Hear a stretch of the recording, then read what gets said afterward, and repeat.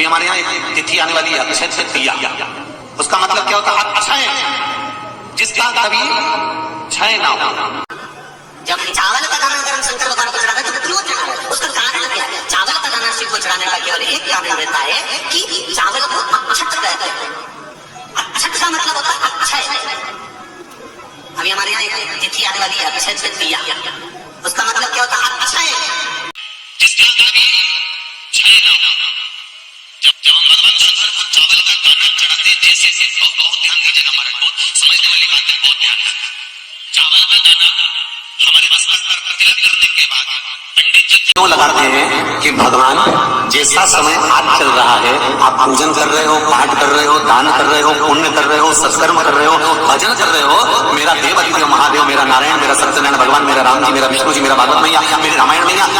ब्राह्मण मस्तक पर तिलक लगाने के बाद चावल इसलिए लगाता है कि जैसा समय आज चल रहा है, भगवान तुमको ऐसा ही समय बनाकर रखे और तो ऐसे ही चार चांद लगाते रहो, दान पुण्य संकीर्तन करते रहो। इसलिए मस्तक पर चावल का दाना लगाया जाता है।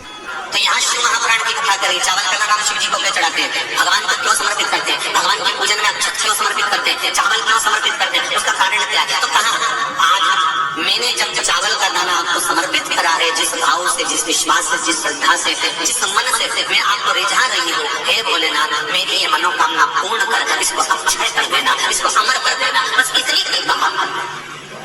शिवाय नमस्तुभ्यम। हर हर महादेव। दर्शकों, अक्षय तृतीया के दिन माँ रेणुका के गर्भ से विष्णु के अवतार भगवान परशुराम का अवतार हुआ था।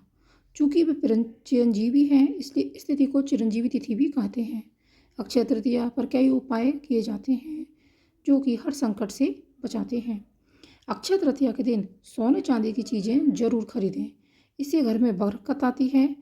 आप चाहते हैं अगर आपके घर में बरकत हमेशा बनी रहे तो सोने या चांदी की लक्ष्मी जी की चरण पादुका घर लेकर आएं। नियमित पूजा करें। जहाँ लक्ष्मी जी के चरण पड़ते हैं वहाँ अभाव नहीं रहता। अक्षय तृतीया के दिन 11 कौड़ियों को लाल कपड़े में बांधकर पूजा स्थल में रख देते हैं तो देवी लक्ष्मी को आकर्षित करने की क्षमता प्राप्त होती है।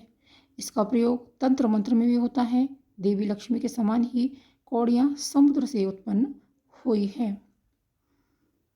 अक्षय तृतीया के दिन अगर आप केसर और हल्दी से देवी माँ लक्ष्मी की पूजा करते हैं तो आर्थिक परेशानियों से आपको राहत मिलती है।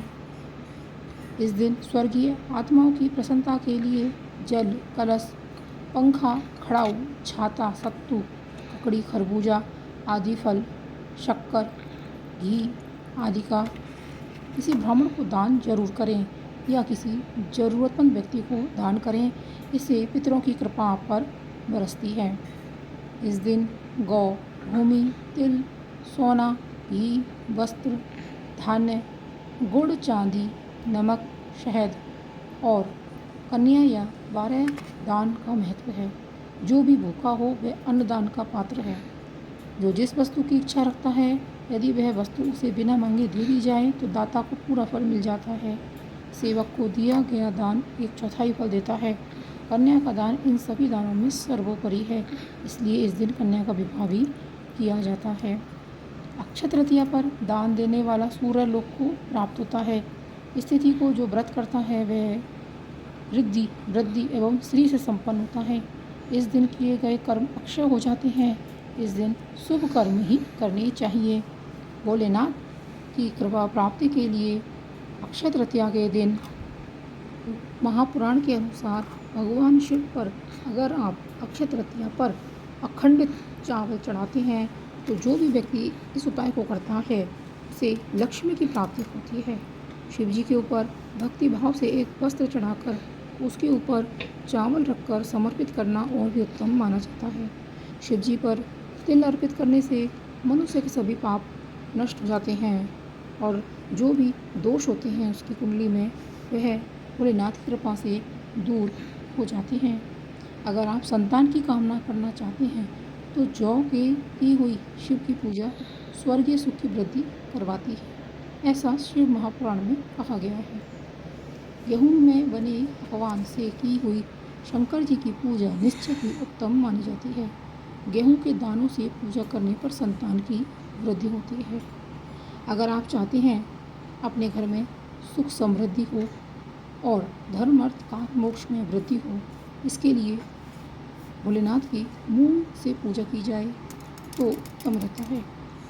मूंग की पूजा, मूंग से जो पूजा है, मूंग दाल से आप पूजा करते हैं तो भगवान शिव मनुष्य को सुख समृद्धि प्रदान करते हैं। परमात्मा शिव का पूजन करने से उपासक के धर्म अर्थ काम मोक्ष की वृद्धि होती है और वह समस्त पूजा समस्त सुखों को देने वाली होती है। अगर किसी व्यक्ति का शरीर शारीरिक रूप से कमज़ोर है तो शिव महापुराण का विशेष उपाय है कि रोजाना भगवान शिव का अभिषेक गाय के घी से करें। इससे उस व्यक्ति की कमजोरी दूर हो जाती है। वहीं अगर आप शहद से भगवान शिव का अभिषेक करते हैं तो बड़ी से बड़ी बीमारी भी दूर होने लगती है। शिव महापुराण के ये उपाय का लक्ष्य तृतीया 10 मई को अगर आप कर लेते हैं तो आपके जीवन से बहुत सी समस्याएं दूर हो जाती हैं और जीवन में सुख समृद्धि का वास होता है। भोलेनाथ की कृपा अपने भक्त पर हमेशा बनी रहती है। वीडियो को ज़्यादा से ज़्यादा लाइक कीजिएगा दर्शकों, शेयर कीजिएगा और कमेंट बॉक्स में हर हर महादेव लिखना ना भूलिएगा। मिलते हैं एक नए वीडियो के साथ। श्री शिवाय नमस्तुभ्यम। हर हर महादेव। ओम नमः शिवाय।